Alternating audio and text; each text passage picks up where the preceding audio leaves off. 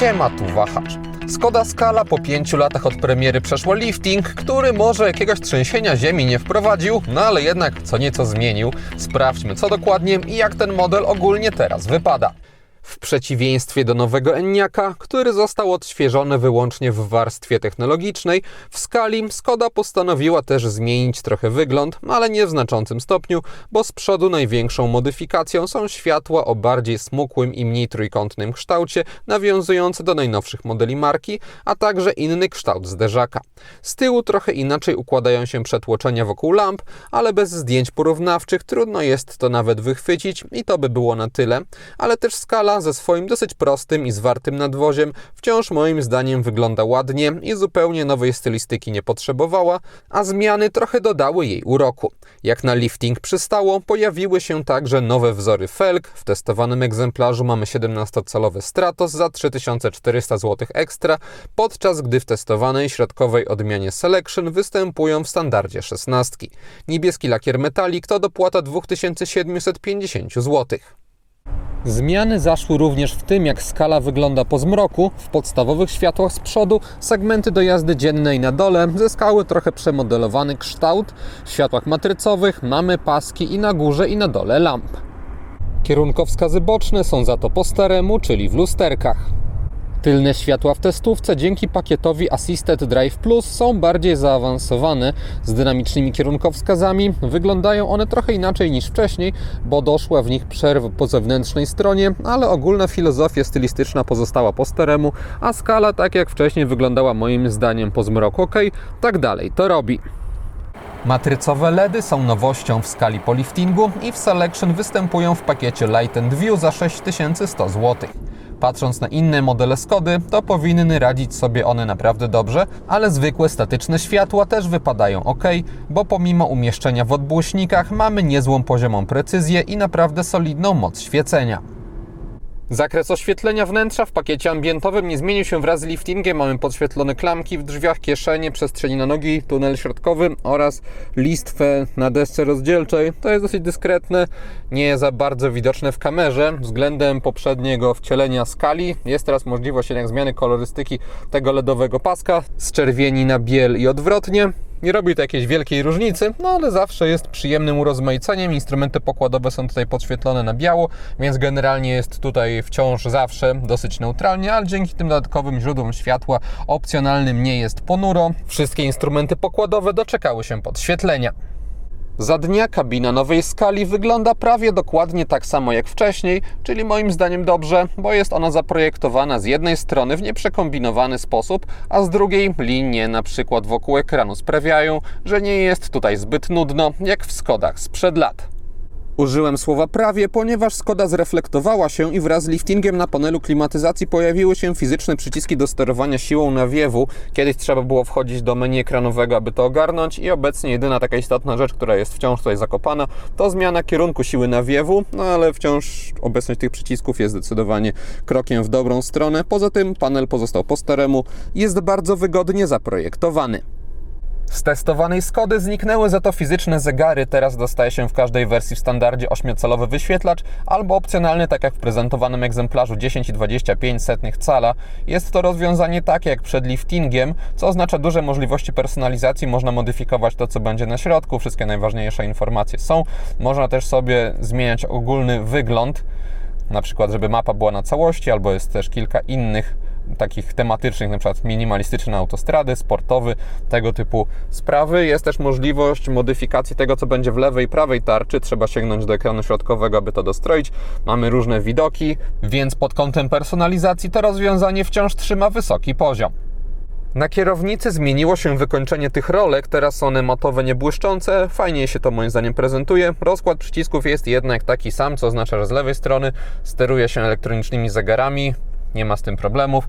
Z prawej również łatwa jest obsługa multimediów. Tempomat, za niego odpowiada joystick pod kierownicą, który wymaga nauki, bo nie jest widoczny, ale jego projekt jest ergonomiczny i przemyślany. Elektroniczne zegary mogą wchodzić w skład pakietu Navi za 6000 zł, który zgodnie z nazwą wprowadza też nawigację z większym ekranem 9,2 cala. W standardzie dostaje się teraz 8,25. Zniknął wariant 6,5 cala, który był obecny w podstawie w przedliftingowej skali. Dopłacając do tego rozwiązania dostaje się dobry system, taki sam jak wcześniej, ale wciąż dopracowany, chociażby interfejs jest bardzo przejrzyście zaprojektowany w każdym miejscu.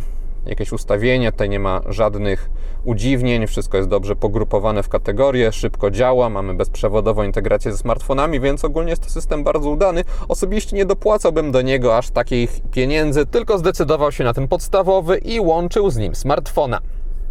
Paleta silników w testowanej Skodzie uległa tylko kosmetycznym zmianom i dotyczą one jednostki napędowej, która znalazła się pod maską egzemplarza testowego, czyli mocniejszego wariantu 1.0 TSI, który przed odświeżeniem miał 110 koni mechanicznych, a teraz generuje 115. Katalogowo względem tego, co było wcześniej w wariancie z manualem, dostaje się o 0,6 sekundy lepszy sprint od 0 do 100 km na godzinę, a także moment obrotowy 200 Nm, dostępny dłużej, bo od 2000 do 3500 obrotów, a nie 3000 jak wcześniej. W syntetycznych testach różnice zatem są, ale podczas jazdy przyznam nie odczułem ich za bardzo, bo wciąż mamy do czynienia z nieprzeznaczoną do jakichś szaleństw jednostką napędową, w której wspominane przyspieszenie 0-100 km na godzinę trwa 9,5 sekundy. Nie zmienia to jednak faktu, że ten silnik przy jeździe w normalnym stylu radzi sobie moim zdaniem bez zarzutu, bo takie punktowe zwiększanie prędkości i reakcja na wciśnięcie gazu pozwala na bezpieczne i sprawne podróżowanie i na oko skali dałbym trochę więcej koni niż w rzeczywistości. Trzeba jedynie trzymać odpowiednie obroty, bo przedział chociaż 2-2,5 tysiąca jest wskazany, zwłaszcza poza miastem, aby skala bardziej chciała jechać. Poniżej tej wartości, na wyższych biegach, czuje się ospałość, która wystarcza jednak do jakiegoś delikatniejszego zwiększania prędkości, np. wychodząc z zakrętów, ale poza tym nie miałem wrażenia, że silnik na tych obrotach się męczy, bo nawet w okolicach 1500 nie pojawiały się jakieś wibracje czy niezdrowy dźwięk i biorąc pod uwagę, że mamy tutaj do czynienia z jednostką trzycylindrową, to konstruktorom należą się pochwały za to, jak została ona wygłuszona w kabinie. Podczas zwiększania prędkości i wkręcania na wyższe obroty trochę bardziej warkot daje o sobie znać, ale wciąż praca 1.0 TSI jest dosyć gładka i generalnie silnik nie zwraca na siebie uwagi akustycznie podczas jazdy. Wracając do obrotów, 6-stopniowy manual, który domyślnie zestawiany jest z 1.0 TSI 115 koni, jest tak zestrojony, że przy 90 km na godzinę mamy na obrotomierzu wartość 2000, przy 120 km na godzinę jest to około 2700, a przy 140 km na godzinę 3000, zatem nie ma tutaj potrzeby jakiegoś bardzo częstego żonglowania biegami, co najwyżej można zrobić redukcję o 1, chcąc uzyskać optymalną dynamikę. Jeśli ktoś chciałby mieć w skali większą moc, to w gamie pozostała benzyna czterocylindrowa 1.5 TSI 150 koni, ale wymaga ona dopłaty około 10 tysięcy złotych i przyznam, że nie czułbym potrzeby dorzucania tej kasy poza jakimiś konkretnymi scenariuszami użytkowania w stylu np. częstej i ostrej jazdy po autostradach albo z bardzo dużym obciążeniem. Manual, z którym zestawione zostało testowane 1.0 TSI, działa ok, to znaczy nie ma tutaj problemów z precyzją czy zbyt długimi skokami lewarka, a czasami pojawia się też przyjemne i sprężyste wskakiwanie biegów w miejsce docelowe, co głównie tyczy się wyższych jednak przełożeń, bo 1 i 2 wchodzą z większym takim mechanicznym i niepożądanym oporem. Ogólnie skrzynia jest dla mnie neutralna, nie jest ani wybitna, ani niczym nie wkurza. Mamy też tutaj przyjaźnie zestrojone sprzęgło, więc płynne ruszanie jest proste. Całościowo, o ile nie spędzałbym dużo czasu w mieście, to nad dopłatą 6750 zł do automatu DSG mocno bym się zastanowił, chociaż też kwota nie jest aż tak zaporowa. Wybierając wariant z manualem pod kątem spalania, w Warszawie uzyskiwałem wyniki w okolicach 5,5-6 litrów na 100 km. Na zwykłych drogach poza miastem komputer pokładowy pokazywał około 4,5 litra, na drogach ekspresowych 5,5 litra, a przy prędkościach autostradowych 6,5 litra. Dodając do tych wartości mieszczący 50 litrów zbiornik paliwa, to w skali można liczyć na zaskakująco duży zasięg. Poza wspominanymi silnikami mającymi ponad 100 koni mechanicznych, w testowanym modelu ostała się też bazowa benzyna 1.0 TSI 95 koni i w tym przypadku Skoda nic nie dłubała, została w niej też niestety tylko 5-biegowa manualna skrzynia. Diesli ani żadnej formy elektryfikacji w skali wciąż nie ma, więc dla zwolenników bardziej tradycyjnej palety silników jest to ciekawy model. Jeśli chodzi o cennik, to wraz z liftingiem zmieniły się półki wyposażeniowe i z 4 zrobiły się 3. 2 dotychczas podstawowe zostały złączone w bazowe S-Sense z lepszym wyposażeniem niż dotychczas, co uzasadnia trochę podwyżkę ceny wyjściowej samochodu. Później mamy testowane Selection, odpowiadające lekko zubożonemu niegdysiejszemu Style, a na szczycie zostało Monte Carlo, które teraz pełni rolę bardziej zwykłej, topowej odmiany, a nie wersji specjalnej z pakietem stylistycznym. W testowanym Selection dostaje się przyzwoity poziom jak na takie auto w okolicach 100 000 złotych i realnie brakowałoby mi tam tylko kamery cofania, co nie zmienia faktu, że wciąż sporo rzeczy można tutaj dokupić ekstra. Obecnie większość dodatków zgrupowana jest w pakietach w różnych poziomach Basic, Plus czy Premium i jest to moim zdaniem rozsądnie zaprojektowane, bez jakichś zapychaczy sztucznie podbijających ceny. W testowanym egzemplarzu dodatki kosztowały 30 500 zł, co podbiło cenę auta, które widzicie, do 128 400 zł. Myśląc o skali z takim silnikiem jak w aucie testowym, tylko zestawionym z automatem oraz z trochę rozsądniejszą ilością opcji dodatkowych, załącznie około 110 000 zł, można mieć ją również w leasingu operacyjnym za 1399 zł netto miesięcznie i taką ofertę proponuje partner Wahacz TV, firma Carlis Polska. Taką ratę uzyskać można przy 20% wpłacie własnej, 4-letnim okresie leasingu i wykupie końcowym 30%, a wpisując w uwagach do zamówienia na stronie kod Wahacz Free można zgarnąć darmowe podstawienie auta pod wskazany adres. Link do oferty wraz z kodem do skopiowania wrzuciłem w opisie filmu. Jedną z opcji, która znalazła się na pokładzie w testowanym egzemplarzu, jest wybór trybów jazdy pozwalający dostrajać różne parametry, przy czym w wersji z manualem liczy się według mnie tylko ustawienie układu kierowniczego, bo na sporcie kierownica stawia przyjemniejszy moim zdaniem i większy opór, ale też różnica względem normala nie jest ogromna, więc do tego dodatku bym nie dopłacał. Skala zawsze bowiem prowadzi się w podobnym stylu, to znaczy naprawdę dobrze jak na takie niesportowe auto, bo mamy tutaj dopracowany układ kierowniczy, nie aż tak wygładzony dzięki niższemu i bardziej stabilnemu nadwoziu. Zawieszenie jest tutaj dosyć sztywne i trzeba brać to pod uwagę, ale jako że styl jazdy Skali jest spójny, to mnie to nie przeszkadzało, a też nie jest tutaj twardo w stopniu, który mógłby być dokuczający. W terenie zabudowanym samochód wypada ok, nie ma tutaj jakiejś ogromnej żwawości znanej z typowo miejskich modeli, ale kierownica nie stawia dużego oporu, mamy też rozsądny promień skrętu jak na nadwozie mające 436 cm długości i 179 cm szerokości.